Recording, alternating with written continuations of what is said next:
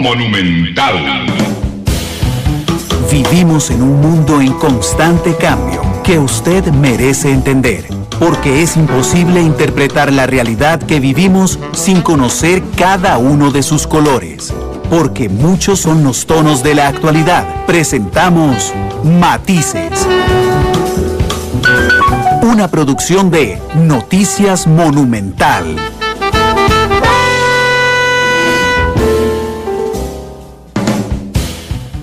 Hola, ¿qué tal? Muy buenas tardes, bienvenidos a Matices, este programa de Radio Monumental, que es una producción del Departamento de Noticias, en el que analizamos los temas que son noticia en Costa Rica y en el mundo. Muchas gracias por estar con nosotros en este primer programa de la semana. Ayer no tuvimos programa por ser día feriado. Muchas gracias, estamos adelantando hoy media hora al arranque de Matices por el cambio de programación que sufrió Monumental hoy por la transmisión del partido de la Selección Nacional. A partir de ese instante hasta las 3 vamos con Matices. A las 3 le entregamos a nuestros compañeros de Pelando el Ojo de 3 a 5 y a las 5 vendrá la transmisión especial desde Nueva Jersey del partido entre Costa Rica y Colombia. Así es que gracias por estar con nosotros. Hoy no hay tercera emisión de Noticias Monumental por el partido también. A las 8 de la noche iremos con Conexión Fútbol.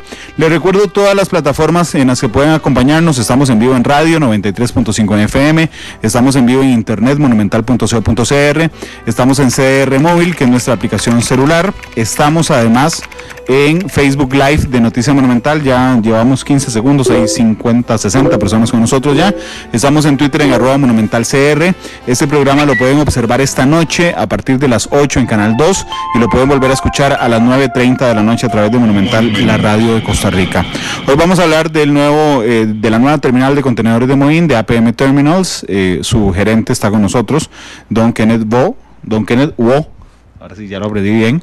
Pero antes, permítanme saludar, vamos a hacer un análisis de una cosa importante a don Marco Durante, que es especialista en Derecho Laboral. Don Marco, ¿cómo le va? Muy buenas tardes. Buenas tardes, Randall. Un saludo a todos los radioescuchas, a usted y a don Kenneth también. Le agradezco que nos acompañe unos minutos por dos detalles, don Marco. Uno es que hace unos instantes el Tribunal de Trabajo, yo quiero recordar que las declaratorias de ilegalidad que han surgido, inclusive esta mañana, de la Compañía Nacional de Fuerza y Luz, las dicta un juzgado de primera instancia que tiene una única apelación ante el Tribunal de Trabajo. Ya hay una resolución del Tribunal de Trabajo en el caso de CNP, ese anuló la declaratoria de ilegalidad, devolvió al juzgado para que vuelva a decidir, pero hay otra hoy que es la de la Municipalidad de Santana. El Tribunal de Trabajo confirmó la ilegalidad de la huelga en la Municipalidad de Santana, pero como el diablo está en los detalles, esta sentencia tiene una parte que quisiera que me ayude a analizarla, don Marco, donde el tribunal dice no se pueden hacer rebajos a las personas que estuvieron en huelga pese a la ilegalidad de la huelga, cosa que podría marcar sin duda alguna los movimientos sindicales, don Marco. Sí, en efecto, Randall, un par de horas atrás se tuvo conocimiento de esta sentencia de segunda instancia del Tribunal de Apelaciones, específicamente la sección segunda del Tribunal de Apelaciones del Primer Circuito Judicial de San José, donde 3 jueces de la República, analizando la apelación a la resolución que declaró ilegal la huelga de la Municipalidad de Santana, confirmó la ilegalidad. Sin embargo, dio dos puntos de vista y dos posiciones que son interesantes para compartir y también pues para analizar frente al resto de movimientos huelguísticos que tiene el país y un poco las acciones que el gobierno debe tomar a partir de ella. ¿No? Lo primero es que el Tribunal de Apelaciones considera que la huelga contra políticas públicas es una huelga que es permitida en Costa Rica, a pesar de que no está regulada en el Código de Trabajo, y le da el carácter de atípica. Es decir, que como no está dentro del Código de Trabajo expresamente, eso no limita a los trabajadores a poder ir a huelga contra políticas públicas. Y además indica que por ser una huelga atípica, los requisitos del Código de Trabajo tienen que aplicarse de forma matizada. Es decir, deberán los jueces de primera instancia, cuando califiquen una huelga, según esta sección del tribunal, entenderla dentro de un contexto de huelga atípica, y confirma la posición del movimiento sindical que vimos en muchos de las acciones y de las gestiones contra las sentencias de primera instancia, donde decía que el requisito, tal vez a mi gusto el más importante para contener un movimiento huelguístico, que es la conciliación, este requisito no debe de aplicarse el que establece el Código de Trabajo, dice esta sección del tribunal, porque eso sería casi que eliminar la posibilidad de huelga de los trabajadores contra políticas públicas, sino que simplemente con haber de forma concertada y organizada los trabajadores haberse opuesto y buscado algún tipo de negociación con el patrono, en este caso el gobierno, ya es suficiente como para tener este requisito como cumplido. Recordemos, Randall, que la posición que muchos hacemos del Código de Trabajo es que la huelga es un mecanismo de presión y que para llegar a la huelga hay que haber agotado mecanismos de diálogo social entre las partes, y el más importante es la conciliación. Con esta posición de esta sección del tribunal, se estaría entonces dando pie a que meras conversaciones o negociaciones o advertencias de que se esté en contra de una política pública es suficiente como para decir este requisito se cumplió. Eso es lo primero que vale la pena resaltar de esta sentencia. Y lo segundo es el tema de los rebajos por huelgas declaradas ilegales. Aquí quiero hacer primero un paréntesis, Randall. Nuestro criterio y lo que esperábamos muchos laboralistas es que los jueces del Tribunal de Apelaciones que estaban calificando los movimientos huelguísticos no entraran a resolver el tema de si los rebajos son o no son procedentes, porque es algo que en el fondo no se está discutiendo. Lo que se discute en una calificación es si se cumplen o no los requisitos para que una huelga sea legal. Sin embargo, en esta ocasión, el tribunal aprovechó el contexto, probablemente porque, revisando la sentencia en primera instancia, Randall, el juez ordena a los trabajadores que firmen la sentencia se reincorporen, los de la Municipalidad de Santana, a labores dentro de las 24 horas. No sé si esta fue la razón por la que el tribunal entró a conocer también el tema de la aplicación de sanciones o medidas análogas, rebajos de salarios, por ejemplo. Y dice el tribunal, en esta sentencia de hace un par de horas que acabamos de conocer a nivel nacional, que en aplicación del Código de Trabajo, los rebajos no pueden ser retroactivos. Es decir, con esto lo que está diciendo el tribunal es que para el caso específico de los trabajadores de la Municipalidad de Santana, vamos a ver si esto se repite con los otros tribunales de apelaciones, pero para este caso dice no se pueden hacer rebajos porque los rebajos únicamente se pueden aplicar a partir del momento en el que la declaratoria de la huelga es ilegal y hacia adelante, no hacia atrás. Esta interpretación nosotros evidentemente no compartimos, porque creemos que esto sería dejar impune una huelga ilegal y que podría abrir el portillo para que ahora cualquier trabajador o cualquier grupo de trabajadores, por cualquier motivo, se vaya a una huelga que de por sí sabe que es ilegal, pero que mientras no hay una declaratoria en firme, no va a haber ninguna consecuencia, y ya llevamos un poco más de un mes y una semana, y seguimos todavía sin declaratorias en firme de 30 procesos judiciales, de 32 que hay. Por supuesto que para nosotros esto llama a la preocupación y llama a que inmediatamente el Estado y el gobierno analice cuáles son las alternativas cuando esta es una posición de un tribunal, pero que, Randall, existe la posibilidad de que este sea un criterio compartido por otros tribunales y por otras secciones de apelación y segunda instancia. Don Marco, le agradezco muchísimo la explicación de esta tarde, sobre todo porque era algo que había pasado desapercibido, y discúlpeme que lo interrumpa, pero es que la Corte Plena está a punto de votar el tema del plan fiscal. Don Marco, muchas gracias. A la orden, estamos más bien viendo lo de la Corte. Gracias a don Marco Durante, 1:47. Tenemos la señal de la Corte Suprema de Justicia. Están discutiendo justamente lo del tema del plan fiscal. Hay que recordar que si la Corte decide hoy que afecta, la mayoría de los magistrados, que afecta su funcionamiento, entonces se requerirán 38 votos para la aprobación del plan fiscal en segundo debate. Es una sesión que ha arrancado a las 9 de esta mañana y que sigue refiriéndose a este tema. Febe Cruz está con nosotros, es la jefa de información de Noticia Monumental. Febe, ¿qué tal? Buenas tardes. ¿Qué tal, Randall? Muy buenas tardes para usted, para el invitado y por supuesto para los oyentes de Matices. Están a punto de votarlo, lo que pasa es que se han abierto la capacidad de opciones que tienen para votar los magistrados esta tarde. Son las siguientes. La opción A, para que ellos voten, es no afecta, no hay oposición. La segunda es afecta porque hay oposición. La segunda es afecta, pero no la votan en contra. Afecta, pero no hay oposición. Okay. Afecta, hay oposición y se piden modificaciones al texto, o no afecta siempre y cuando se interpreten algunas normas del proyecto. Así que tienen mucho que votar hoy. Los magistrados tienen varias opciones. 5 opciones son. 5 opciones tienen para votar si hay afectación o no. Sin embargo, pues ya prácticamente la mayoría de los magistrados se ha pronunciado en contra del plan fiscal y podrían votar por la opción de que afecta y hay oposición. Escuchemos lo que está pasando en la sesión de la Corte Suprema de Justicia esta tarde. Es la magistrada Rocío Rojas la que está haciendo uso de la palabra a esta hora.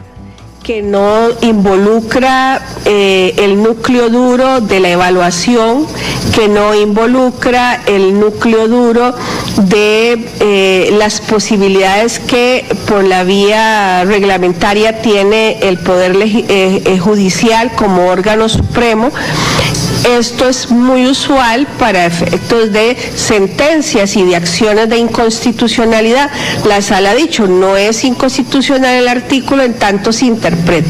Entonces nosotros estamos, y esa fue una propuesta eventual, no se afecta en tanto se interprete que el núcleo duro de la regulación, que el núcleo duro de a través de la vía reglamentaria que es propia de este poder, es factible hacerla.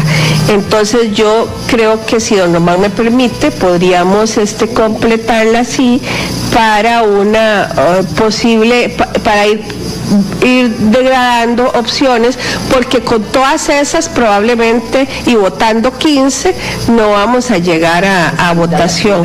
Entonces esa opción con una aclaración, ¿verdad?, de que entonces en vez de no oposición, eventualmente o no sé si lo... Bueno, ahí está la discusión. Ahora lo que se está discutiendo en la sesión de Corte Plena, Randall, es cuántas opciones tienen para votar. Sí. Porque si tenemos 5 opciones y son 15 magistrados, imagínense, podría no llegarse nunca a la mayoría que necesita. En este momento son 5 opciones. Creo que se va a llevar un poco de tiempo esta discusión de cuántas opciones, de si se pueden juntar un par de opciones para quitar una de la lista, para que ya vengan a votar los magistrados en los próximos minutos. Ha querido hacerlo rápido. Don Fernando Cruz, el presidente de la Corte Suprema de Justicia, en distintas ocasiones ha dicho, bueno, vamos decidiendo, pero vamos a esperar. Sé que usted tiene un tema de fondo. En el momento que tengamos la votación, lo vamos a interrumpir en cuestión de unos minutos para que sepamos qué pasó, pero por lo menos, como está planteado de lo que los dijeron los magistrados en los últimos minutos, la mayoría estaría en contra del plan fiscal como está en este momento. Sí, ya algunos adelantaron criterio. Así es. Se necesitan 8. En contra lo hizo Carmen María Escoto, Fernando Cruz, Rafael Segura, Héctor Blanco, Julio Varela, William Molinari, Sandra Zúñiga y Jesús Ramírez. Ahí están los 8 que se necesitaría. Y a favor solamente se han manifestado Jaime Robleto, Iris Rocío Rojas, Román Solís y Luis Guillermo Rivas. Solo 4 magistrados. Los otros no hablaron. Exactamente. Los otros 2 no hablaron para nada. No han hablado. Bueno, nosotros les vamos a avisar, Randall, pero ahorita están discutiendo las opciones que van a tener para votar los magistrados en los próximos minutos. Gracias, Fede, por esta información. Estaremos atentos a lo que ocurra en Corte Plena. La diferencia, recuerde, si la Corte Plena se opone, los diputados van a tener que conseguir 38 votos para aprobar en segundo debate entonces el plan fiscal. Vamos con el tema de fondo hoy en Matices. Don Kenneth Wu, a quien hoy lo dejé esperando un par de minutos. Don Kenneth, bienvenido. No, muy interesante las noticias al día en Costa Rica, y buenas tardes, aquí estamos. Buenas tardes, bienvenido. Permítame hacer una pregunta general al inicio. Estaba previsto que la terminal arranque en febrero de 2019. ¿Cuál es el estado de situación? ¿Estamos para arrancar en esa fecha? Así es, nuestro cronograma muestra que vamos a estar listos para el inicio total de operaciones en febrero del 2019. Sin embargo, estamos ya, bajo los términos del contrato, listos para el inicio parcial, que es permitido por el contrato, que es el inicio de operaciones del primer puesto de atraque. Que son 9 en total. Son 2 puestos de atraque. Bueno, son 9 grúas, sí. Son 6 grúas en este momento, 9 total del proyecto. En este momento ya tenemos suficiente espacio para operar el primer puesto de atraque de manera segura. Entonces, así como lo dispone el contrato, iniciar operaciones en una primera parte, llamémoslo así, y de manera comercial. Entonces, ¿Para cuándo? Esperamos el banderazo de salida del Consejo Nacional de Concesiones. Creemos que esto va a ser antes de finales de este mes. Faltaban hace algunos meses 2 permisos del Consejo Nacional de Concesiones, que estaban a punto de salir en la última revisión que hicimos. ¿Ya salieron? Sí. Ya todo está listo. Estamos listos. Nada más el Consejo Nacional de Concesiones y señores arrancan. Sí, tienen que validar precisamente esos últimos permisos. Tienen la visita pendiente, pero ya con eso es el banderazo de salida. Había algunos elementos que no necesariamente son del proyecto, que dependían del gobierno de la República, que habían estado en suspenso. La ampliación de la Ruta 32, entiendo que un acueducto especial. ¿Se ha ido avanzando en eso? Sí, ahí tenemos la maximización de los beneficios que puede dar la terminal. Tenemos una terminal que nos pone en el mapa en la red internacional logística. Esto quiere decir que podemos atender los barcos más grandes del mundo. Sin embargo, el poder atender a esos barcos sin tener la posibilidad de movilizar esa carga a su destino de manera eficiente, hace que el proyecto se quede corto, llamémoslo así. Entonces, la ampliación de la Ruta 32 es uno de los proyectos sumamente importantes, porque la Ruta 32 sumada a la 36, que es la que conecta Limón con Zigzaola, y la Ruta 4 hasta el puesto fronterizo de Tablillas, nos dan una segunda conexión o una segunda interconexión Costa Rica del resto de Centroamérica. Tenemos la Interamericana y tenemos esta ruta alterna que entonces permitiría la movilización de carga a los países vecinos, de los cuales entonces se beneficiarían también de esta terminal, dándonos a nosotros la oportunidad de crecer y convertirnos en ese hub logístico. Y la importancia de ser ese hub logístico es obviamente la generación de empleo y las divisas que va a traer estos servicios o la oferta de estos servicios. Digamos que yo vivo en otro país, quiero exportar a Costa Rica, quiero exportar a Centroamérica algún producto que mande en barco. Algún producto que mande en barco. Hoy yo veo Centroamérica, América Central, porque veo Panamá, veo Costa Rica, veo Nicaragua, veo Guatemala, veo Honduras. ¿Qué me resulta más sexy hoy? Hoy, pongámoslo así, ante la ausencia del inicio de operaciones de la terminal, entonces tenemos diferentes rutas para manejo de carga. La carga o la mercadería que viene de Asia, por ejemplo, su ruta tradicional ha sido navegando hasta Panamá, se descarga en Panamá y después por vía terrestre se lleva a el resto de Centroamérica, incluyendo Costa Rica y el norte de Centroamérica. Esa mercadería, tomando en cuenta dos eventos muy importantes. Uno es la ampliación del canal de Panamá y la entrada en operaciones de la TCM, entonces permite que esa mercadería ya no sea descargada en Panamá, sino que se pueda descargar en Limón. Con esto entonces somos mucho más relevantes. Le ahorramos a esa carga por vía terrestre 750 kilómetros por cada vía, o sea, ida y vuelta, y con esto entonces nos convertimos en una forma más eficiente de distribuir mercadería asiática en Centroamérica. Ahora, también teniendo esta terminal que ahora va a conectar estos barcos más grandes y entonces evita la necesidad de hacer dos movimientos o hacer lo que se llamaba antes el transbordo. Nosotros tenemos que recordar que Limón, por su poca capacidad, se veía limitado a barcos pequeños, que son lo que se llaman feeders o barcos de transbordo. De aquí mandábamos la carga a otro puerto más grande, donde finalmente se transbordaba o se montaba en estos barcos transoceánicos y eran los que lo llevaban a su destino final.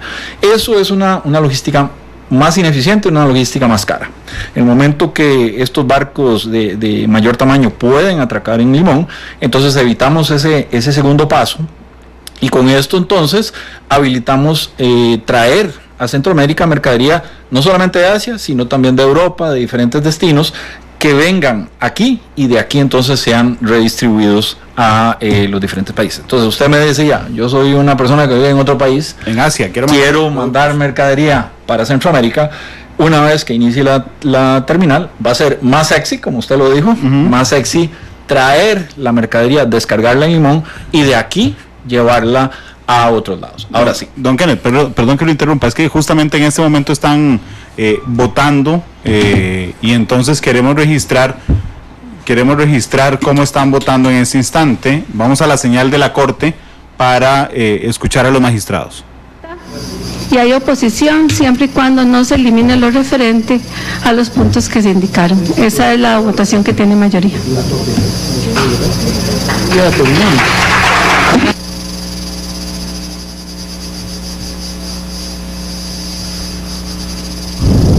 Bueno, vamos a ver si logramos generar la conexión nuevamente. Hay 11 votos, gracias Fede que me está contando, 11 votos dice que afecta y por lo tanto hay oposición, esa es la votación final. 11 votos dice que lo afectan y que hay oposición, así es que, bueno, el plan fiscal necesitará entonces 38 votos para ir a para el segundo debate. Escuchemos la señal de corte. Cortaron la señal ya, se acabó la sesión. Hay 11 votos en contra, entonces, respecto a el plan fiscal.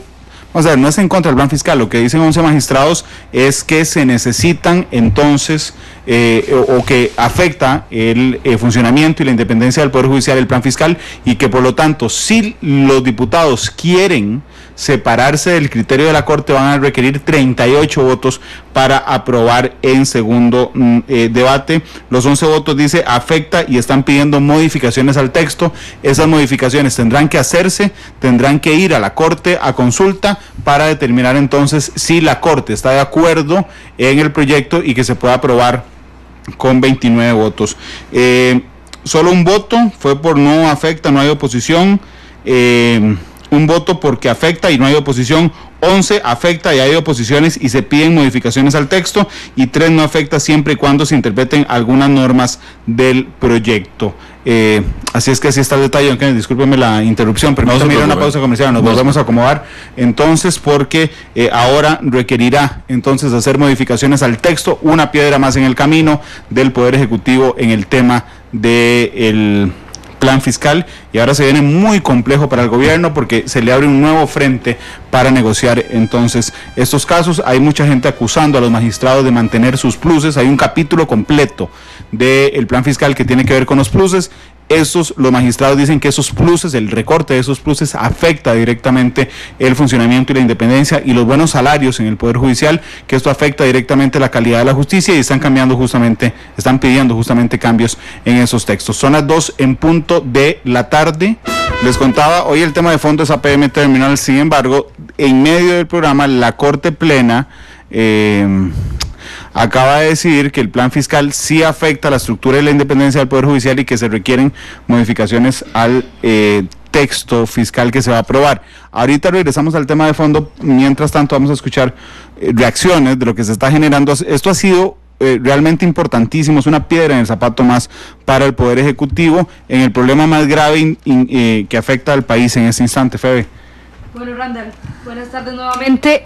Sí, creo que es el tema del momento, ¿verdad? De la tarde, lo que acaba de decidir la Corte Plena con 12 votos, ha decidido que sí afecta, 11 de ellos dicen afecta, hay oposición y se piden modificaciones a un texto que ya está aprobado en primer debate.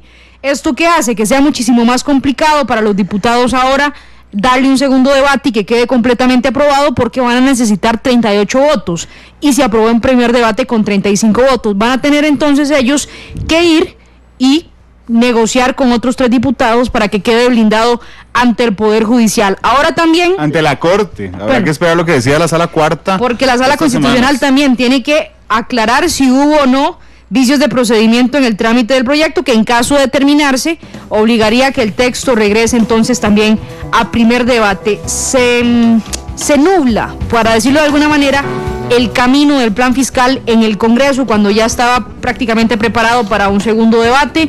Cuando se hace la consulta, esta consulta la hace la misma Asamblea Legislativa a las diferentes instituciones, entre ellas el Poder Judicial, y ahora dice el Poder Judicial que les afecta en el funcionamiento, que este capítulo que usted hablaba antes, dedicado precisamente a los pluses que hay en la Corte Suprema de Justicia, pues afecta en que el Poder Judicial funcione de la manera que lo hace en este momento. Así que bueno, se complica el plan fiscal, ya empiezan a generarse reacciones, nosotros las vamos a traer en los próximos minutos. Esto lo han discutido los magistrados. Una de las exposiciones más contundentes fue la del presidente de la Corte Suprema de Justicia, don Fernando Cruz, quien aseguró que el actual texto atenta contra la independencia del Poder Judicial y mostró durante toda la sesión de corte una rotunda oposición, don Fernando, que fue muy claro, que esto le generó críticas, le generó apoyo de otro sector, pero fue muy claro en que no tiene que ir así el plan fiscal como está en este momento. Sí, a mí me recordó en buena parte a Luis Paulino Mora, expresidente del Poder Judicial, que él normalmente lanzaba las líneas sobre las que iba a votar la Corte. Hoy lo hizo Fernando Cruz. Don Fernando tira la línea, se inhibe y anuncia de una vez que no va a votar este tema en Sala Cuarta para tener toda la libertad justamente para discutirlo en Corte Plena. Lo anuncia en Corte Plena, dirige inclusive en un discurso, Febe, antitos de la votación, cuál es el criterio de la presidencia de la Corte, y vemos que 11 magistrados están completamente de acuerdo con él en este detalle. Ahora los magistrados, los diputados tendrán realmente un intenso proceso de negociación. ¿Por qué? Porque los opositores al plan fiscal realmente son muy fuertes en sus criterios. Franji Nicolás de Liberación Nacional, por ejemplo, es una de ellas. Todo Restauración José María Nacional. Villalta, 14 diputados de Restauración Nacional, y el PIN. Esos son las 4, bueno, doña Franji no es una fuerza política, doña Franji y 3 fuerzas políticas más en oposición directamente al plan fiscal, que tendrán que conseguir 38 votos, pero que esto abre un portillo más complicado, Febe, porque si la Sala Constitucional, ya no la Corte, considera posteriormente que afecta la independencia del Poder Judicial, se puede traer abajo. Ahora sí, de un manotazo y no hay 38 votos que lo salve de ningún lado, el tema fiscal. Lo que pasa, Randall, a ver, si hay alguna intención, podría romper un poco con una diputada de Liberación que se salió de la línea y la votó en contra, o una de la Unidad Social Cristiana, pero ahí llega a 37 votos, le faltaría uno que usted dice que se ve muy complicado que se le doble el brazo o se logre negociar con algunas de las otras fuerzas políticas que votaron en contra del plan fiscal para blindarlo completamente. Villalta no. Don José María parece que no. El PIN desde el inicio en ningún momento dio la oportunidad de que sí, y Restauración Nacional podría alguno separarse de la línea de fracción, pero ahora se complica más, ¿verdad? Para el oficialismo, en este caso el PAC, para la presidenta legislativa, doña Carolina Hidalgo, quien es la que tiene que liderar toda esta discusión en el Congreso. Para el jefe de fracción del PAC. Don Víctor Morales Mora también. Y para alguien que ha fungido como un acompañante del oficialismo en este caso, que es don Carlos Ricardo Benavides de Liberación Nacional y don Erwin Macís. Estamos esperando las reacciones, las estamos contactando para todos ustedes, para que vayan escuchando de primera mano. Los sindicatos hoy toda la mañana estuvieron en la Plaza de la Justicia esperando la decisión de la Corte. Hablaba ayer don Albino de que hay ciertas presiones sobre la Corte. Hoy se reflejó que no, que los magistrados votaron como ellos creyeron, 12 votos de los 15 que estaban disponibles. Sí, sin embargo, ese tema de Albino Vargas lo dijimos en la mañana. Cuando usted dice hay presiones de otro sector hacia los jueces para que resuelvan a favor, en contra suyo, entonces se genera también una presión al contrario, de decir, bueno, si resuelven en contra mío es porque estaban presionados justamente por este tema. Son las 2 de la tarde con 11 minutos, estamos a punto de contactar a los jefes de fracción de los partidos más importantes en la Asamblea Legislativa, justamente para analizar los pasos a seguir, igual que a la presidenta. Habrá mucho paso que seguir, Randall, más que negociar y negociar y negociar, desde Casa Presidencial también, que acaba de terminar el Consejo de Gobierno. Lástima que no terminó la sesión de corte cuando estaban en conferencia de prensa, porque ahí hubiese sido muy, muy útil poder tener la reacción inmediata de Casa Presidencial en la conferencia que acaban de brindar en el Congreso. Si usted se viene sumando a esta transmisión, ¿de qué estamos hablando aquí en Matices? Bueno, resulta que hoy la Corte tenía que votar si el plan fiscal, que ya está aprobado en primer debate con 35 votos, afecta o no el funcionamiento en un capítulo que tiene sobre los pluses salariales en la Corte Suprema de Justicia.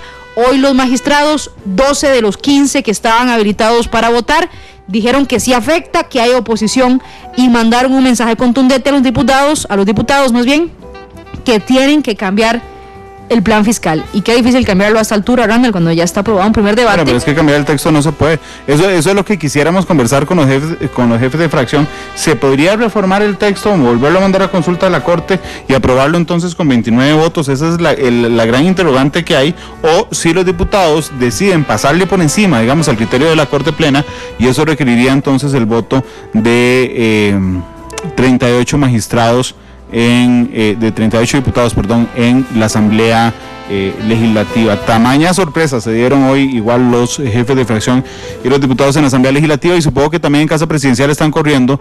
Yo no sé si estaban esperando justamente esta decisión, Febe. Era previsible por la filtración del informe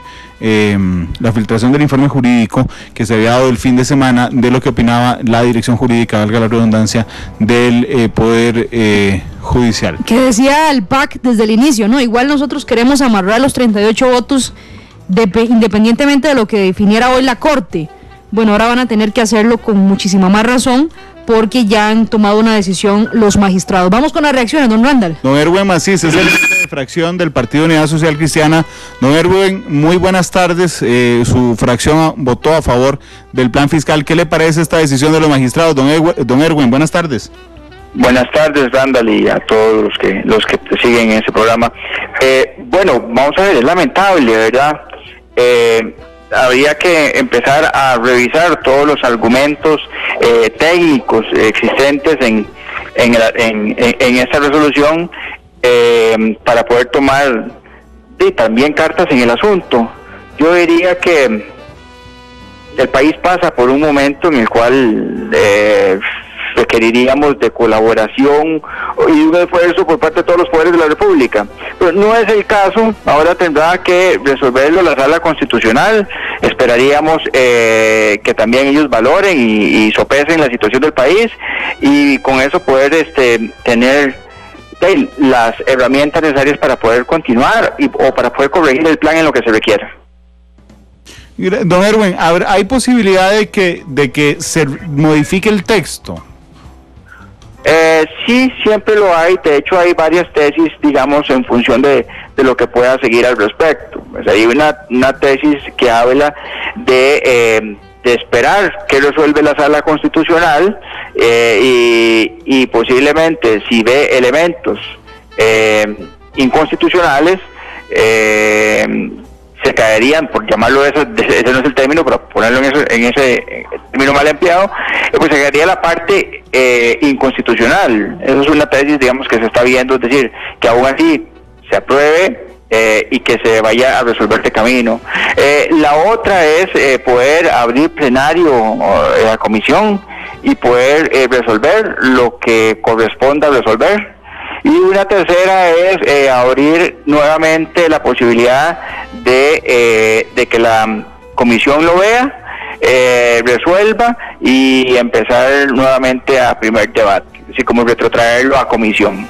Pero eso permitiría aprobarlo con 29 votos.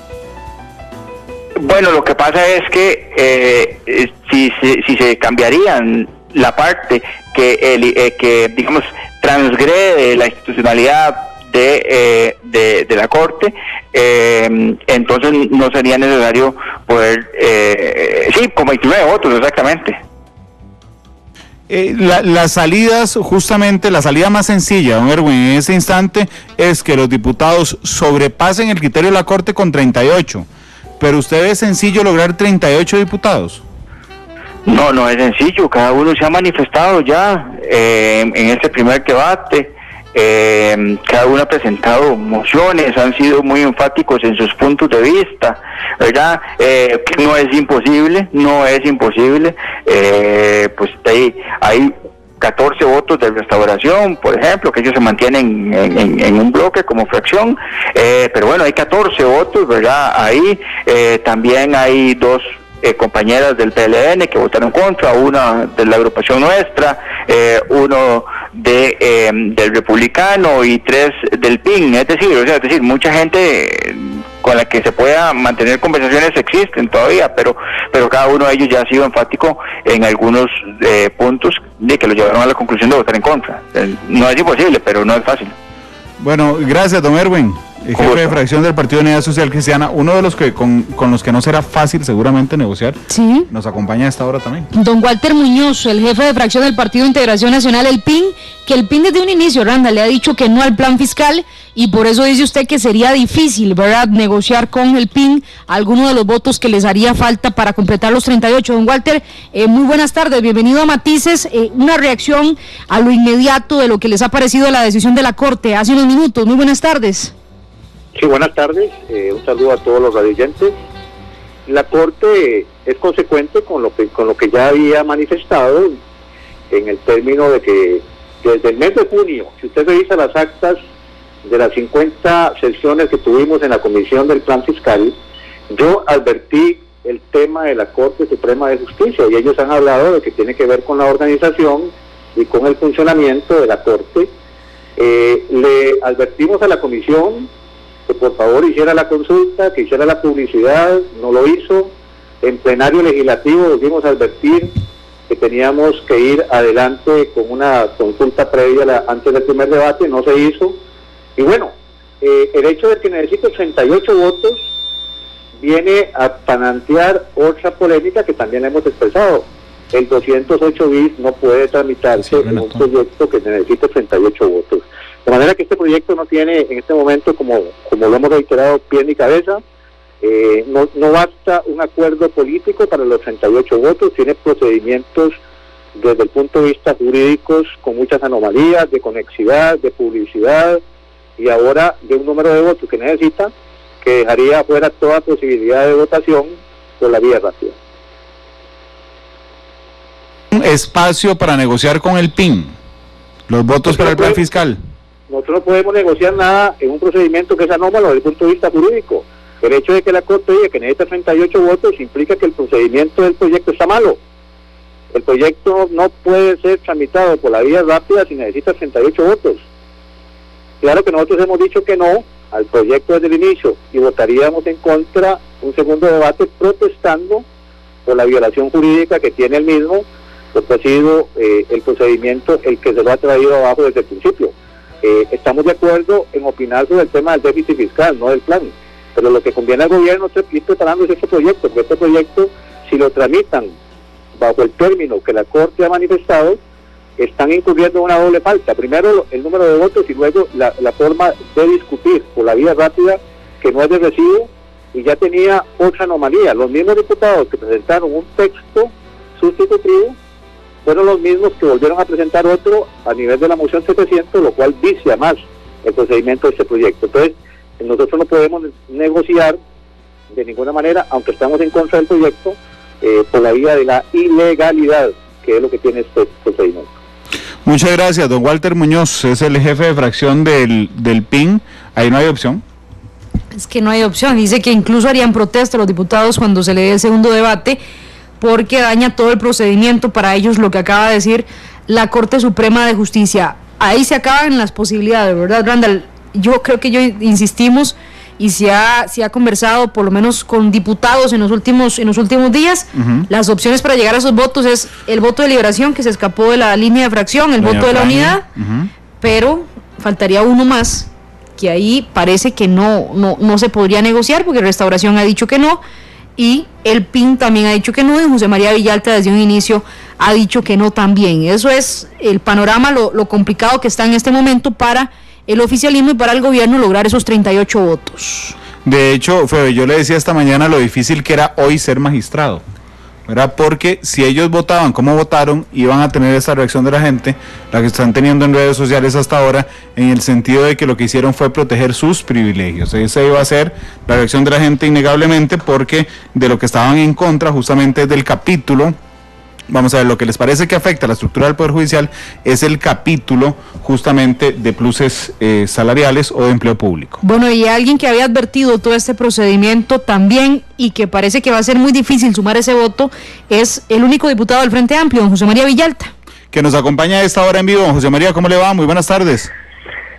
Muy buenas tardes, un gusto saludarles, un gusto estar en el programa. Gracias, don José María. ¿Cómo recibe esta votación de corte que viene a ponerle, iba a decir una piedra en el zapato, pero realmente es como una enorme laja a el procedimiento del plan fiscal, don José María?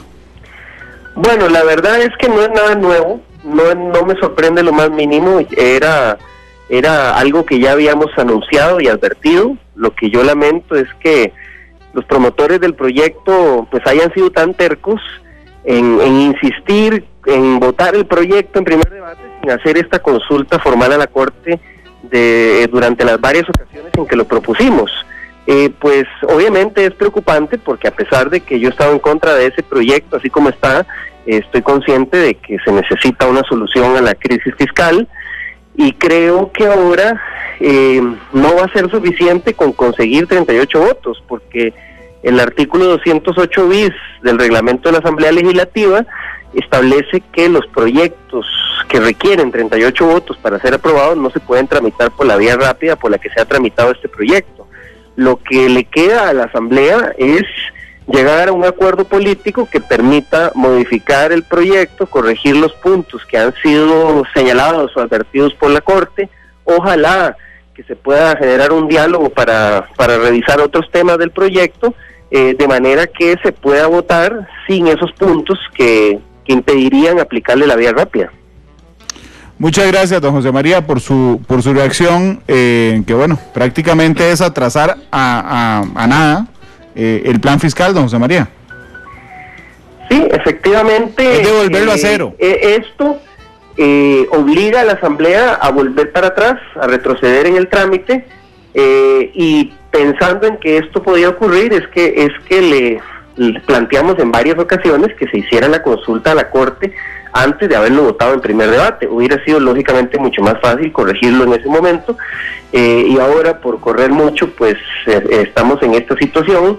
Repito, no es una situación que me alegre porque hay un problema fiscal real, pero sí creo que puede salir de aquí una oportunidad para revisar y corregir cosas del proyecto buscando un mayor acuerdo político.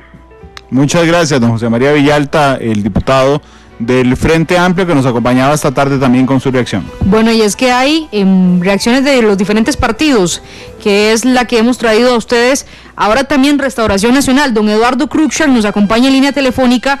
Don Eduardo, ya está el pronunciamiento de los magistrados de la Corte Plena. ¿Qué le parece a Restauración Nacional lo que ha dicho la Corte? Y bueno, ¿y cómo viene la negociación en las próximas semanas? Don Eduardo, muy buenas tardes, bienvenido. Bueno, muy buenas tardes a toda la radio audiencia del programa. Efectivamente, este servidor hace más de 2 meses y medio, casi rozando los 3 meses, en el programa de Amelia Reda, en un viernes en la mañana, yo advertí que el proyecto necesitaba 38 votos por los temas que afectan. Sin embargo, fuimos desoídos en esa oportunidad. Inclusive hicimos ver antes de que se votara el proyecto también que se requería hacer la consulta antes de la votación para tener el derecho a poder hacer las correcciones correspondientes. Dijimos también que había que publicar el texto y fuimos desoídos en todas las observaciones que hicimos, y ahora estos son los resultados, y por supuesto que esto tampoco no nos alegra porque estamos conscientes de la difícil situación que está atravesando el país.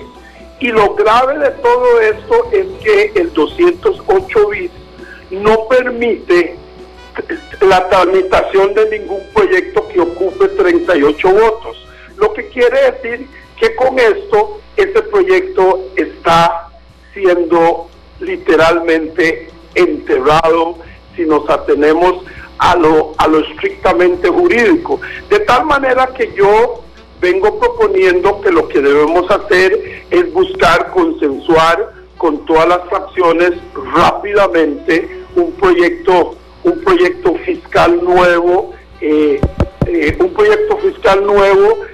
donde con un zapato que le quepa medianamente a la mayoría de los costarricenses, y desde ese punto de vista Restauración Nacional está con toda la disposición de aportar sus votos para consensuar un proyecto rápidamente para sacar adelante la difícil situación fiscal por la que atraviesa el país. Pero hemos venido advirtiendo de las situaciones, pero el orgullo, la prepotencia, la inobservancia son los que al final llevan al cabo esta serie de situaciones que suceden. Pero seguimos siendo propositivos, seguimos diciendo que aquí estamos a la orden para hacer lo que tengamos que hacer, ojalá un proyecto bien consensuado, con rostro humano, que no divida a los costarricenses, que mantenga la paz entre los costarricenses, y yo creo que eso es factible lograrlo en la Asamblea Legislativa, como logramos hace escasamente una semana firmar un proyecto para gravar a las cooperativas, y lo pudimos firmar con aproximadamente 50 votos, de manera que estamos a la orden para ayudarle al país, porque no queremos que el país caiga en ninguna situación de default, de manera que aquí está Restauración Nacional con los brazos abiertos para ayudar en lo que las demás fracciones y lo que el gobierno nos llame a tratar de sacar adelante la situación del país. Gracias, don Eduardo Cruikshank, es diputado de Restauración Nacional. Ahí teníamos a casi todas las fuerzas políticas, faltó Liberación Nacional y el PAC, los dos principales promotores del tema fiscal, pero bueno, están en una intensa negociación a esta hora también. Y para Pablo Gutiérrez, que nos preguntaba si la posición de la Corte se basa únicamente en los pluses, sí, hay un capítulo del plan fiscal que es de empleo público, y justamente ellos señalan que ese capítulo afecta la estructura del Poder Judicial porque le disminuye los pluses salariales a los empleados judiciales, y que esto inmediatamente repercutirá en una peor calidad de la justicia.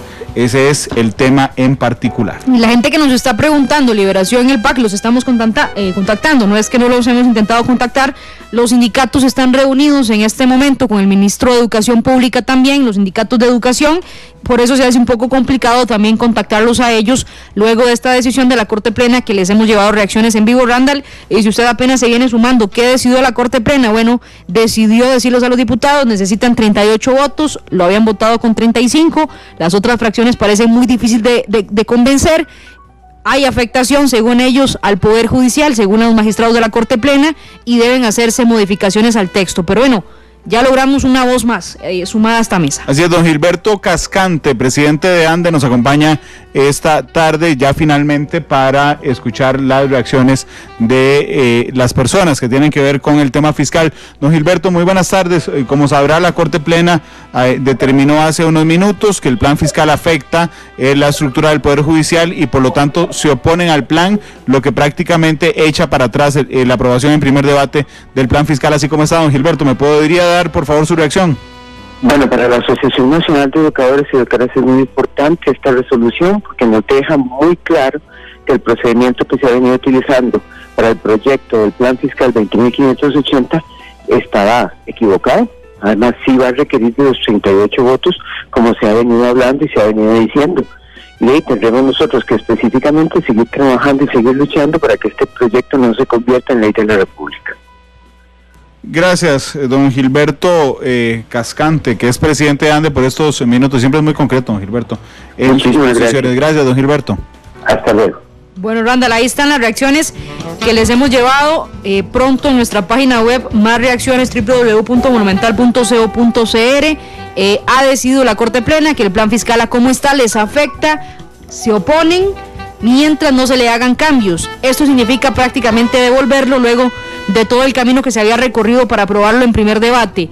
Vamos a ampliar nosotros, usted, don Randall, tenía un tema de fondo acá en Matices, así que bueno, estar atentos a las reacciones y mañana por supuesto a las 5:30 de la mañana en nuestra primera emisión de noticias, todo el despliegue de lo que ha generado esta decisión desde el Poder Judicial, desde la Asamblea Legislativa y por supuesto desde el Gobierno de la República. 2:31, gracias Fede, gracias a los compañeros además que nos apoyaron, a Esteban, Andrés y Fernando que están aquí en cabina también con nosotros. Don Kenneth, primero ofreciéndole una disculpa enorme por los temas de actualidad, segundo, porque además a mí me interesa mucho hablar del proyecto y aunque vamos a hablar unos minuticos, le ofrezco de una vez el día que usted quiera esta semana para venir a hablar más de la terminal de contenedores de Moín, así que le ofrezco una disculpa realmente. No, con muchísimo gusto, aquí estamos viendo también, creo que son temas de actualidad que nos afectan a todos, entonces es importante que nos mantengamos informados. No, muchas gracias de verdad por su paciencia, además de estar con nosotros. Le preguntaba el estado de la situación, en resumen, arranca todo en febrero.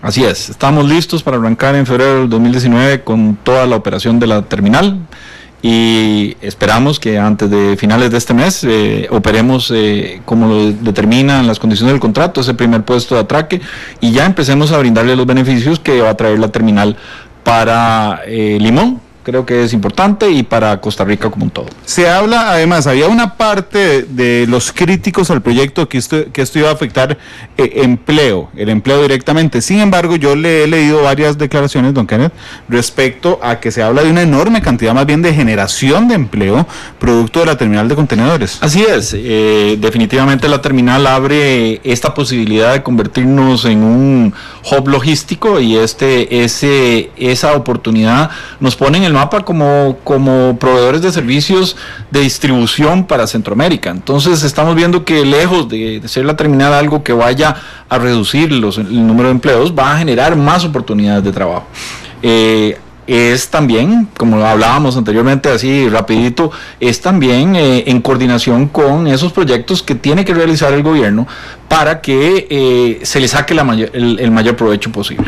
Asimismo también la terminal va a generar dineros para inversión en proyectos de desarrollo que bien utilizados aumentan, solamente generan más oportunidades, como hemos hablado en otras ocasiones, la posibilidad de hacer un verdadero empuje, un verdadero desarrollo a la industria turística en la zona del Atlántico. Entonces esto abre oportunidades para todos, abre la posibilidad a aquel que tiene su restaurante que quiere vender productos étnicos en la zona de Limón a los turistas, el tener una terminal de cruceros, el tener toda una zona de servicios turísticos que van aunados al crecimiento en la zona de logística. Y muy importante no perder de vista que también hay un gran potencial de desarrollo en todo lo que sería inversión de bienes raíces. O sea, en el momento que ya tenemos turismo, tenemos negocios, hay necesidad de casas, hay necesidad de hoteles, hay necesidad de servicios de apoyo. Entonces esto es algo que viene, y ahí es donde nosotros vemos que lejos de minimizar las oportunidades de empleo, se van a abrir muchas más diversas oportunidades de empleo para todos. Sí, de hecho yo le soy sincero, yo no comprendí bien la crítica a la disminución del empleo, no me cerraba, digamos, con el proyecto de APM Terminal, sobre todo porque hace algunos meses que fui a Limón, la gente me decía, espérese que venga, que empiece, que arranque, porque realmente hay una enorme expectativa respecto a esto, porque es la llegada y yo no soy experto para nada en barcos, así que usted me ayuda, pero la llegada de los super Panamax. Sí, los Post-Panamax, que son los barcos más grandes, don Kenneth. Así es. Esos no llegan aquí hoy ni en ensueño. No los podemos atender, no tenemos la capacidad en las plataformas de muelle que tenemos, nos falta calado. Además de eso, estos barcos se reconocen y son, clave verlos, que son barcos que no tienen equipo, o sea, no tienen grúas, entonces tienen que ir a acercarse a una plataforma de muelle que les brinde esos equipos de carga y descarga de la manera más eficiente. Entre más grande es un barco, uno quiere que su estadía en un puerto sea menor, porque el valor de inventario, llamémoslo así, el valor de inventario que está en ese barco es muy alto para tenerlo parqueado. Entonces lo que se quiere es que tengamos así, yo algunas veces lo he dicho, la forma más fácil de imaginárselo es casi que una parada de Fórmula 1, donde usted tiene, el barco llega, ya saben qué es lo que van a descargar, qué es lo que van a cargar, y lo hacen de la manera más rápida y segura. Eso es lo que hace atractivo tener una terminal de alta tecnología. Permítame regresar al ejemplo que yo usé antes de hacer la enorme interrupción que le hice, don Kenneth. yo soy un empresario asiático y quiero exportar hacia Centroamérica, no necesariamente hacia Costa Rica, hacia Centroamérica. Y digo, mira, tengo a Costa Rica, tengo a Panamá, tengo a El Salvador, tengo a Honduras, tengo a Guatemala, y tengo a Belice de este lado también. ¿A dónde mando el barco con los productos? ¿A dónde mando el barco? Pero ojo, no es solo mandar el barco y que me lo puedan descargar, es que una vez descargado pueda meterse la mercadería, ir a otros países también, pueda desplazarse, que la atención sea muy rápida, porque me cuesta mucha plata tener ahí parqueado el barco. A partir de la apertura oficial completa de la terminal de contenedores en febrero, Costa Rica se convertirá entonces en el puerto más, voy a usar la misma palabra que usted ahora, más sexy del área. Sí es un puerto sexy y empecemos tal vez con ese mismo ejemplo. Creo que vale la pena trabajarlo. Voy a tomar su papel, claro. Soy el exportador asiático, somos socios, queremos enviar la mercadería. Entonces lo primero que decimos, bueno, ¿cómo hacemos para llegar esta mercadería a Centroamérica? Y probablemente entonces vamos a ver que lo vamos a hacer en barco. Entonces vamos a decir, bueno, el barco ¿a dónde me va a cobrar menos? Porque obviamente queremos nosotros tener siempre esa dimensión en la mente, decir, bueno, yo quiero hacer llegar mi mercadería lo más barato posible para entonces poderle ganar más. Entonces, cuando se da esa situación, las navieras le van a decir, bueno, sí, mire, vea, yo tengo un puerto como el de la TCM, donde no solamente puedo llegar y descargar la mercadería de una manera eficiente, rápida y segura, sino que además de eso, puedo cargar mercadería. Hay mercadería suficiente, hay masa crítica que me permite hacer una operación de carga y descarga. Entonces, por eso yo estoy dispuesto a cobrarle un flete más económico a su mercadería, porque sé que no voy a perder el espacio en el barco. Claro. Entonces eso empieza a jugar a favor nuestro. Teniendo nosotros esa operación, nos volvemos más sexy. Nos volvemos como un país con una terminal más sexy, porque obviamente, somos el país de más grande exportación de Centroamérica. Entonces, saliendo por Limón, entonces tenemos la posibilidad de demostrar esa carga, de decir, mire, aquí estamos. Entonces nos volvemos más sexy que otro puerto que tal vez no tenga ese volumen y que solo lleguen a descargarle mercadería. Entonces somos el más sexy porque tenemos varias cosas. Una, tecnología de punta, grúas de última tecnología que permiten hacer esa operación de lo más rápido. Entonces, como dueño de barco, como naviero, me doy cuenta de que si llego a este puerto voy a poder hacer la operación mucho más rápida. Entonces mi operación naviera se vuelve también más rentable porque no estoy perdiendo tiempo con un barco flotando en la bahía. Por otro lado, también tenemos todo lo que son sistemas integrados y que nos permiten esa movilización de mercadería y tenerla visible todo el tiempo. Entonces, desde el punto de vista de ese exportador asiático de mi socio, ¿verdad? Sabemos que exportando a Centroamérica, una vez que bajamos del barco no se nos pierde, sino que sabemos dónde está la mercadería y podemos decirle a las personas. Ahora, nos hace falta algo, que era lo que mencionábamos al puro principio del programa. Nos hace falta, ya lo tengo en el puerto, lo tengo ahí, a la par del mar. ¿Qué pasa con esa mercadería? Entonces tengo que poderla movilizar al resto de Centroamérica. Actualmente tenemos una limitación en la 32. Ahora, es una limitación que uno diría, el día 1, eso va a ser un problema para el resto del país. Bueno, creo que no. Creo que el primer día no lo va a ser.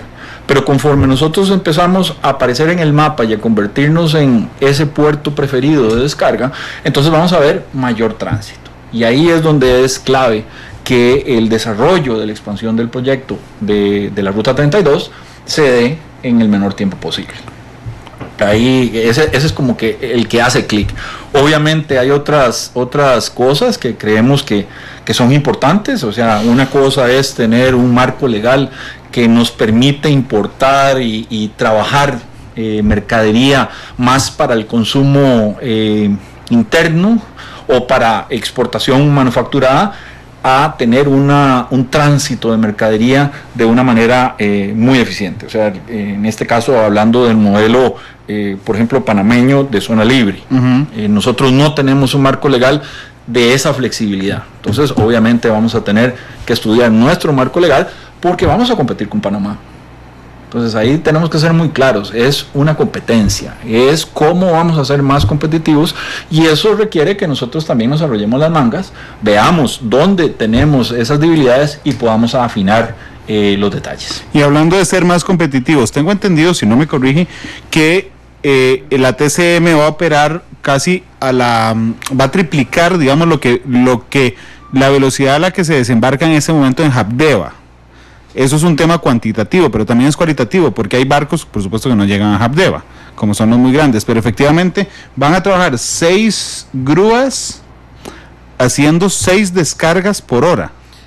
No, yo creo que esos números hay que entenderlos. Hay que matizarlos. La capacidad de una grúa de operación, de estas grúas que se están instalando en la TCM o que están instaladas en la TCM, es de poder trabajar hasta 34 movimientos por hora cada una.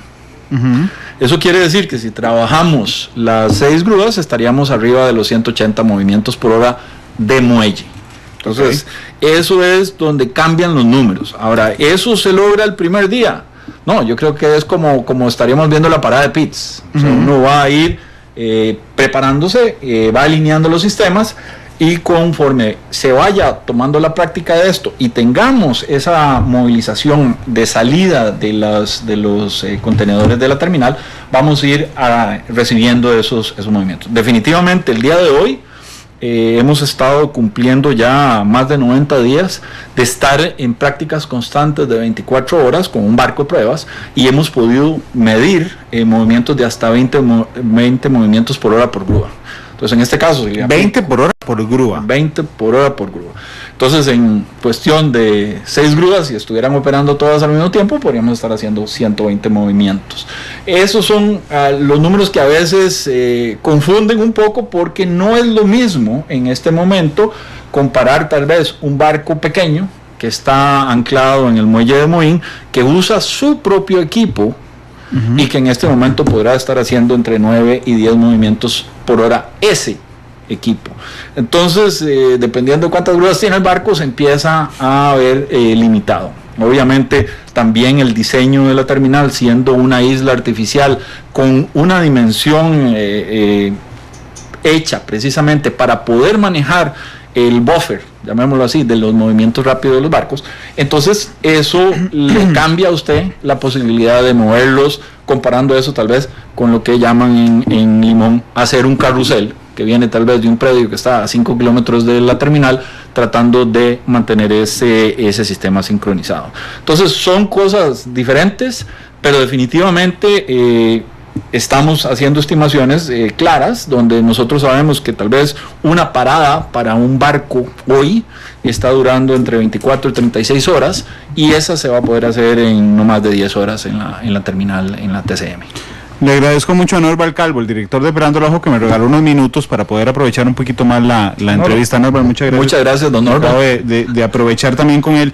Algo que me interesa mucho, la inversión, es el 7,5%, el canon que tiene que pagar APM Terminals, es del 7,5% de sus utilidades anuales. No, es el 7,5% de los ingresos brutos. De los ingresos brutos. Descuento. Todo lo que facture la TCM en todos sus servicios, el 7,5% será entregado como canon de operación a Habdeba para que invierta en proyectos de desarrollo en la vertiente atlántica. ¿Cuánto se proyecta en el primer año?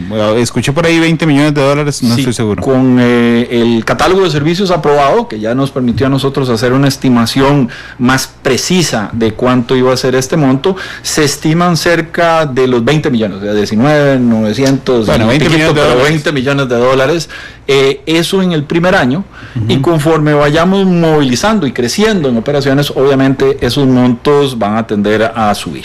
Don Kenneth, esto se escapa de su resorte, pero entiendo que estaba muy preocupado por eso, pero Habdeba aún no tiene definido dónde se van a invertir estos $20 millones que recibirá seguramente el primer año. Eso es lo que entiendo yo. Es muy feo como decir uno se escapa de mi resorte, escapa tal vez de la responsabilidad de APM Terminals. ¿Sí? Como costarricense, Yo sí creo que tengo mucho interés en saber, ojalá que esos fondos se inviertan de una manera efectiva, de una manera, porque sé que de ahí puede crecer mucho más el cambio en Limón. Entonces, si nosotros lo que queremos ver es un cambio, un Limón diferente, un Limón moderno, un Limón lleno de oportunidades de trabajo, obviamente $20 millones por año, por 30 años, hacen una gran diferencia. Entonces, son casi $1,000 millones. De ahí el interés de que ese dinero efectivamente se le tenga ya proyectos de inversión y proyectos que generen empleo, que generen de una manera exponencial el crecimiento, y ahí es donde tal vez ese es el interés, digamos, de costarricense. APM obviamente va a sentirse muy contenta de que estamos contribuyendo con el crecimiento y que a través de ese crecimiento también las mismas oportunidades para la terminal crecen, pero como costarricense y que viví en Limón y me siento limonense, yo quiero ver un Limón diferente a futuro. Claro, no, es que se lo decía porque ahora nos toca a nosotros, y nosotros me refiero a la prensa también, presionar a Habdeba para que defina entonces en qué va a invertir los $20 millones, es que no es cualquier plata, son $20 millones el primer año, que seguramente en los 30 años será una proyección de unos $1,000 millones invertidos justamente en la provincia. Está listo, sé que paralelamente, digamos, al tema de los contenedores de la TCM, se tenía que trabajar un puerto de atraque para cruceros. Eso lo hacía Habdeba. Eso es una de las propuestas. APM Terminals pidió que se hiciera un estudio de impacto socioeconómico. Entonces esto era más que todo como evaluar cuál podía ser el mayor impacto posible de la terminal, y dentro de ese mayor impacto establecer algunas prioridades y ojalá poder proponer proyectos. Entonces una de las prioridades claras era el desarrollo de la industria turística, y entre ellas una inversión interesante era la posibilidad del desarrollo de una terminal de cruceros. ¿Y por qué esto? Si uno toma Costa Rica de norte a sur, la parte a la mitad, se va a dar cuenta que la inversión grande en infraestructura turística está en el Pacífico. Sin duda. Y en el Caribe, muy poquito. Ahora, esto es porque así ha sido. Ahora, ¿podemos desarrollar esa industria en el Atlántico? Claro que sí. Entonces, una de las vías de hacerlo era si yo podía establecer una terminal de cruceros que se convirtiera en el portal, en la huella de entrada al Atlántico del turismo internacional. Entonces, para esto hay que pensar un poquito en grande, hay que pensar uno en decir, mire, si hoy actualmente centroamericanos viajan a Miami, a Florida, por ejemplo, ahí a tomar cruceros que dan vuelta por el Caribe, ¿por qué no podrían hacerlo viniendo a Costa Rica? Claro. Y ahí entonces estamos viendo que el desarrollo de esa terminal y convertirla en una parada o en un home port de estas líneas de cruceros, entonces abre toda una puerta grande a una industria que en este momento no está, y por eso hablábamos, mire, ¿qué pasa ahí? Yo le puedo vender alimentos, puedo vender, ser el supermercado de los cruceros. Nosotros somos un país netamente productor de frutas frescas. Aún así, cuando los cruceros llegan aquí a Limón, no les vendemos ni les damos una carga, sino que esa fruta fresca va tal vez a Miami, y ahí es donde se cargan los cruceros del Caribe. Entonces es un poco una contradicción, que es donde abrimos esas oportunidades. Podríamos ser el puerto de abasto de suministro de estos cruceros, podríamos vender servicios de mantenimiento, podríamos venderles agua, podríamos además de eso atender a esos cruceristas y llevarlos a distintos sitios de la zona tan rica que tiene el Atlántico, y con eso empezar a generar mayor movimiento. Nosotros tenemos un clima similar a las islas del Caribe, y suena un poquillo, digamos, feo decirlo, pero también tenemos que decirlo, no estamos bajo tanto riesgo de huracanes. Entonces tenemos las playas, tenemos la vegetación, tenemos el color verde, tenemos muchísimos activos. De junio a noviembre tenemos una ventaja competitiva enorme. Así es. Entonces ese desarrollo es donde uno dice, eso es una propuesta. ¿Es la única que hay? No, creo que hay muchísimas más.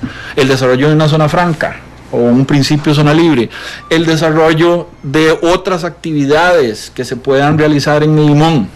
Creo que un centro de convenciones que no tenemos nosotros en el Caribe, una marina. Estamos hablando de múltiples posibilidades que generarían empleo para la zona y que definitivamente harían un cambio en el Limón del futuro. Don Kenneth, la lógica privada es claramente diferente a la pública. La contraparte de APM Terminals, entendiéndose el gobierno de la República y también la municipalidad de Limón, por ejemplo, estas cosas que usted me dice, pensemos en grande, ¿cómo lo han recibido? ¿Ustedes sienten la misma pujanza que yo siento cuando lo escucho hablar a usted? Me parece a mí que como todo el sector público ya tiene una velocidad distinta.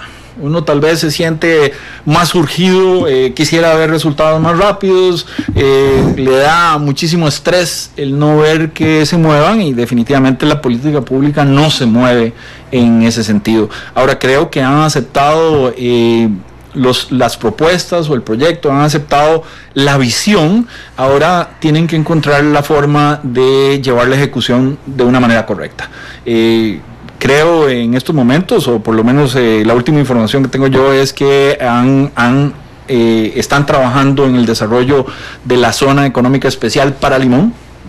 Con ello van a ir estableciendo, van a ir sentando las bases para estos diferentes desarrollos, e inclusive trabajándolo con Habdeba, quien al final, por contrato, es quien es responsable de la inversión de estos fondos. Me parece que por ahí irán caminando. Ojalá, sinceramente, podamos ver resultados de manera acelerada. En algunos momentos también, así como ustedes dicen, mire, me han dicho, bueno, ¿qué pasa con el empleo? ¿Qué pasa con el empleo en Limón? Y yo ahí muchas veces respondo, bueno, estas inversiones son necesarias. ¿Para cuándo queremos ver el resultado en el empleo de esas inversiones? Y ahí es donde tal vez tenemos que ver que tiene que haber un sentido de urgencia un poquito más acelerado. Claro, lo que uno no entiende es porque de alguna forma las autoridades locales y nacionales tienen, permítame una frase muy de calle, tienen la papa en la mano para inmediatamente generarle desarrollo a Limón. Ahí es donde no entiendo la falta de urgencia, porque uno dice, bueno, es como que a usted se le está cayendo la casa, llegue alguien y le regale 20 millones de dólares, y usted dice, bueno, todo lo que tengo que hacer aquí, y empieza a ponerse a hacer los planos de no sé qué, y dice, no, la otra semana yo le defino qué voy a hacer, cuando realmente es una herramienta muy útil para generar desarrollo de la provincia. También tengo entendido que por contrato APM tiene que absorber el 3% de personal de Habdeba. Entiendo que han tenido problemas con eso, ¿no, Kenneth? Bueno, el contrato es claro. Tengo que tratar, y yo creo que esa es la cosa, porque se ha visto como una obligación, ¿no? No es una Tiene obligación. que tratar, porque Okay. no podemos obligar a nadie a trabajar en algún lugar, si no serían trabajos forzados, y me parece que mejor dejemos ese término por ahí. Es básicamente ofrecer la oportunidad a que ojalá el 3% de los empleados que estaban al momento de la firma del contrato tengan la oportunidad de trabajar en APM. En esto hemos sido amplios en abrir todas las diferentes plataformas para que se pudieran aplicar a los diferentes empleos que se van generando, que se van llenando en el crecimiento o en la inicio de operaciones de la terminal. Hemos visto poco interés. Me parece que situaciones particulares de Habdeba han impedido de que esto se pudiera hacer. Siempre hay mucho interés. Creo que la provincia de Limón es una de las provincias que tenía un alto nivel de desempleo, entonces hay mucho interés de personas de Limón de trabajar en la terminal, y eso sí hemos visto que se han preocupado tanto por capacitarse y como estar al tanto, claro, de las... Pero no la gente de Habdeba, porque usted es muy cuidadoso al decirme las situaciones particulares de Habdeba, pero es que pasan por esto, pasan por horarios. Entiendo que la TCM funcionará con 3 horarios para trabajar 24 horas, 365 días a la semana, al año, los 7 días de la semana, ¿verdad? En Habdeba eso no pasa, tienen una serie de pluses, y además tienen, por ejemplo, una cesantía, el tope, no sé si está en 20 o en 12 años en este momento en Habdeba, pero claramente ninguna empresa privada, incluyendo APM Terminals, ofrece una cesantía tan alta. Sí, yo creo que las condiciones son los pluses. Son distintas. Los pluses es por lo que la gente no se va. Y cada persona tiene que evaluar su condición. Me parece que hay más condiciones de las que usted menciona, que están ahí en este momento haciendo contrapeso. Pero son los pluses, don Kenneth. Podemos decir que sí. Ah, bueno, entonces diga que sí. yo creo en esto. Nadie experimenta en carne ajena, así que tiene que tomar su decisión propia. En este momento sé que ellos mismos, o sea, lo que es los empleados de Habdeba, tienen varios requerimientos legales entre ellos y Habdeba, y eso entonces les obliga, para mantener derechos, a quedarse en Habdeba. Entonces no puedo yo obligarlos a que vengan a trabajar conmigo. Las condiciones, como usted lo dice, mire, son claras. Nosotros tenemos que operar 7x24 a favor de los exportadores de este país. Ellos saben que, como le decía yo, tiene que ser esa llegada del barco tipo Fórmula 1. Tenemos que estar ahí en el momento que está el barco. Es algo similar, llamémoslo así, al aeropuerto Juan Santamaría, donde se tienen ventanas, donde tienen que llegar, se atienden el momento que llegan y hay que bajar la carga y hay que hacer la carga.